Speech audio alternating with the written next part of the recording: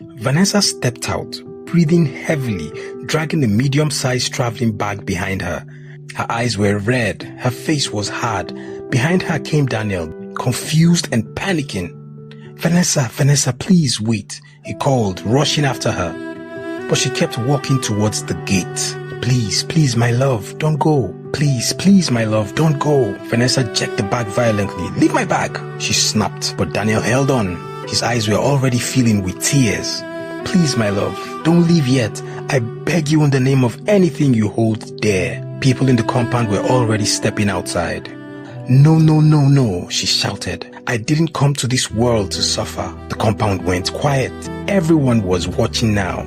"Do you know what I go through every day in that market?" She continued, her voice breaking with frustration. "People are driving cars to come and buy my God-forsaken ugu." Her chest was rising and falling rapidly. "Some of them are my mates. Some are even younger than me. I'm standing there in the sun selling vegetables like my life has no direction." Daniel shook his head desperately. "My love, please. Just a little patience, please. I promise things will fall into place." One of the elderly women in the compound hurried forward. My daughter, calm down," she said, placing her hand on Vanessa's shoulder. Another man joined. "Madam Vanessa, every family has challenges, so," a young neighbor added gently. "Things will get better." More neighbors gathered around. Poverty is not permanent. For a long moment, Vanessa said nothing, her chest still rising and falling, the bag still in her hand. Daniel looked up at her like a drowning man waiting for rescue. Finally, she snatched the bag from Daniel's hand. Without another word, she turned and walked back into the room. The neighbors sighed in relief. Daniel wiped his face quickly, embarrassed by the crowd. Thank you everyone," he said weakly. People went back into their rooms. Night began to fall, but inside that small room, even though Vanessa had returned, her heart had already left. And a few days later, she will disappear completely, leaving behind a crying baby and a man whose life was about to change forever. It didn't start with shouting. It didn't start with anger. It started on a hot morning in Lagos, with two strangers standing in a long queue. Outside the tall office building on the mainland, dozens of young people had gathered for a job interview. Everyone clutched files and brown envelopes containing certificates, CVs, and the small hope that maybe, just maybe, this will be the interview that finally changed their lives. The sun was already beginning to punish everyone standing in the queue. Some people were fanning themselves with their files, others were complaining under their breath. Daniel looked around and spotted a small hawker. Daniel raised his hand. "Madam, give me one." He tore the nylon open and drank almost half of it immediately. The heat was brutal. As he lowered the sachet from his mouth, he noticed someone behind him watching. A young woman, slim, simple blouse. Their eyes met for a moment before she looked away. "Do you want one?" he asked. She laughed softly. "Honestly, yes." "Madam, please give her one." She tried to protest, and Daniel was, No, it's fine, and I'll pay for it." She accepted the sachet with grateful smile. That was how the conversation started. At first, it was just small talk. "How many interviews have you attended this month?" she sighed. "I've stopped counting." Daniel laughed. "Same here." They discovered they both graduated around the same time. Both came to Lagos hoping to find better opportunities. Both were still searching. The queue moved slowly. But somehow the waiting didn't feel as frustrating anymore. They talked about school, about Lagos traffic, about how every company seemed to want 5 years experience for entry-level jobs. At some point, Vanessa shook her head and said jokingly, "At this rate, I might start selling something in the market." Oh. Daniel chuckled. "At least market business brings daily money," he said. By the time her turn for the interview came, they had already been talking for nearly 2 hours. Daniel finished his own interview not long after, but instead of leaving, he stayed, leaning against the wall outside the building, waiting. Almost an hour later, Vanessa finally stepped out. When she saw him still standing there, she blinked in surprise. "You're still here?" Daniel shrugged, a little shy. "I thought we could live together." Vanessa laughed softly. "Okay, that's actually nice." They walked down the street until they found Keke Napep loading passengers. They squeezed inside among other commuters heading towards the bus stop. When the keke stopped and it was time to pay, Vanessa reached into her bag. But Daniel quickly stopped her. "It's okay," he said. "I'll pay." It was a small thing, but it meant something. From that day, they began to see each other more often. Sometimes they met after attending interviews. Sometimes they just met to talk and share cheap street food. They were both struggling, trying to survive Lagos. But together, the struggle somehow felt lighter. Their love didn't grow from luxury. It grew from shared hardship, shared hope. Eventually, they made a decision that shocked some of their friends. Instead of waiting for life to become perfect, they went to the registry and had a small court wedding. No big ceremony, no expensive celebrations, just two young people who believed they could build something together. After that, they rented a tiny room in a modest compound and moved in. They promised each other something that day, no matter how hard life gets. Vanessa said, holding his hands, "We'll face it together." Daniel nodded. But Lagos life soon began to test that promise. Months passed. Then another year. Job applications, endless interviews, rejections. Nothing seemed to work. Finally, one evening, Daniel sat Vanessa down. "There's something I've been thinking about," he said. Before university, Daniel had trained under his late father as a carpenter. His father had been very skilled. But when his father passed away, Daniel focused on finishing school instead. Now he had the skill, but no real capital to start big. "I'm thinking of going back to carpentry," Daniel said carefully. "Even if it's small." Vanessa thought about it. Then she nodded slowly.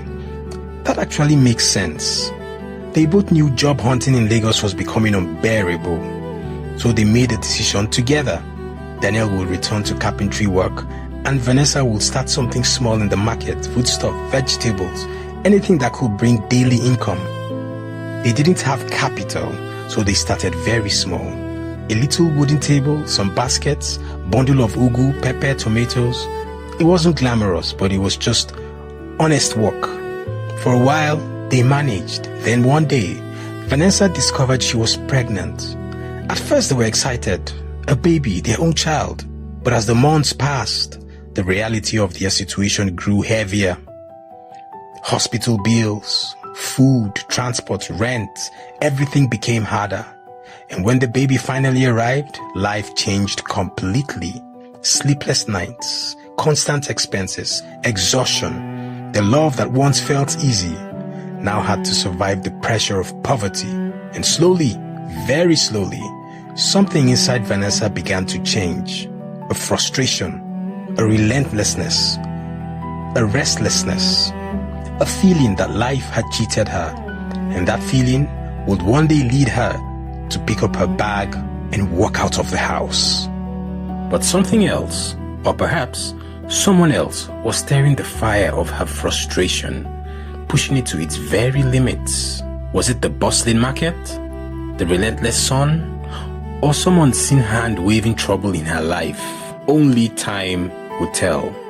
Follow her story closely. What was behind this growing storm is yet to reveal itself. Neighbors sometimes heard her complaining loudly.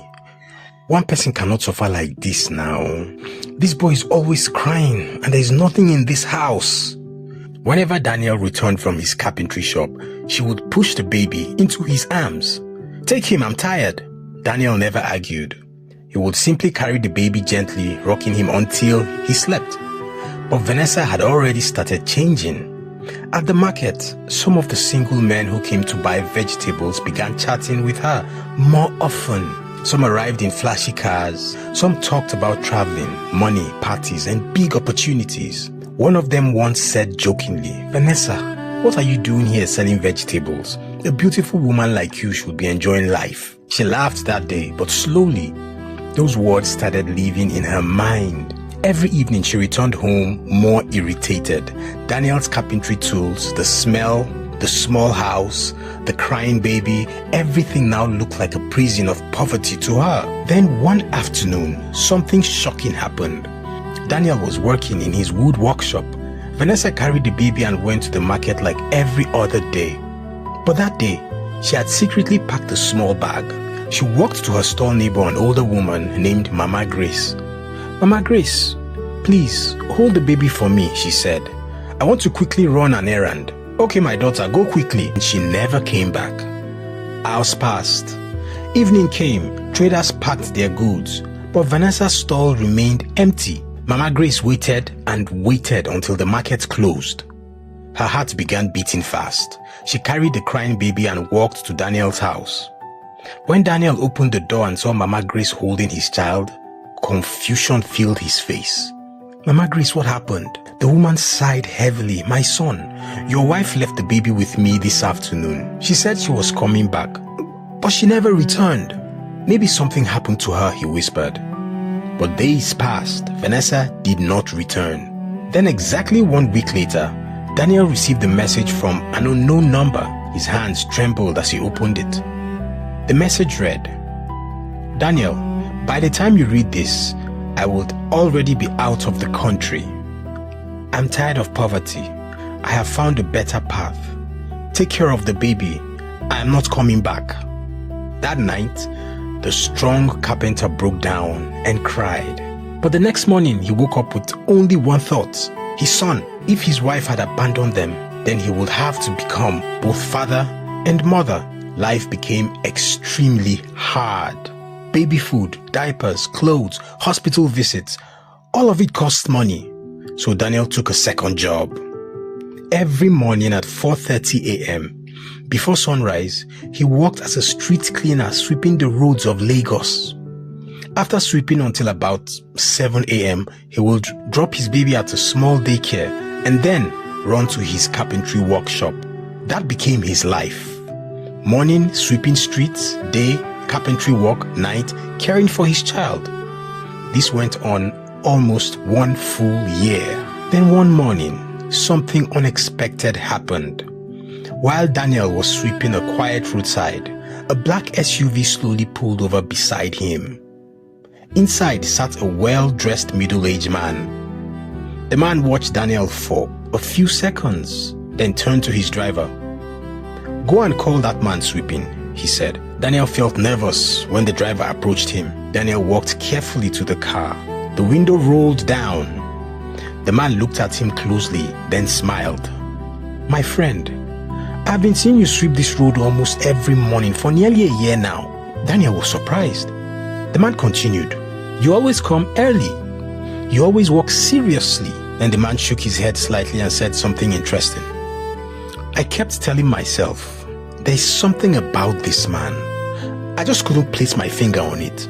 Then he asked, "So tell me, what do you really do?" Daniel replied, I am actually a carpenter, sir." The man's eyebrows shot up. "A carpenter?" Daniel said, "Yes, sir. I have been doing carpentry for almost 30 years now." The rich man leaned back in his seat, clearly impressed. Then he laughed and said, "Ah, I knew it. I knew there was something about you I couldn't place." Then he looked at Daniel again. "Tell me honestly, can you handle a serious carpentry contract?" Daniel hesitated. Yes, sir, if I'm given the opportunity." The man reached into his pocket and pulled out a complimentary card. He handed it to Daniel. "Come to my office tomorrow morning. Let's talk properly." Daniel collected the card with shaking hands. That night he barely slept. The next morning, he wore his cleanest clothes and went to the address on the card. When he arrived at the office, he realized that the man was a major real estate developer, building estates on Lagos Island. After discussing for a while, the man finally said, "Mr. Daniel, I want you to handle all the carpentry and furniture work for the estate and building." Daniel nearly fell off his chair. The contract was worth tens of millions of naira. That single opportunity changed Daniel's life forever. While working on that estate, the rich man introduced him to many of his friends, estate developers, and real estate investors. Soon, Daniel became a trusted contractor. Money began flowing. His life transformed. During those difficult early years, there was someone who had quietly supported him. Her name was Edith. She worked at the daycare where Daniel left his son. Sometimes she brought the boy home. Sometimes she helped cook or clean. She was kind. She was simple, not materialistic. So one evening, Daniel rushed home excited. "Edith, something amazing happened today," he said. When he told her about the contract, she jumped with joy. Both of them laughed and thanked God together. Their friendship slowly grew into love. 2 years later, Vanessa returned to Lagos. Life had not been kind to her.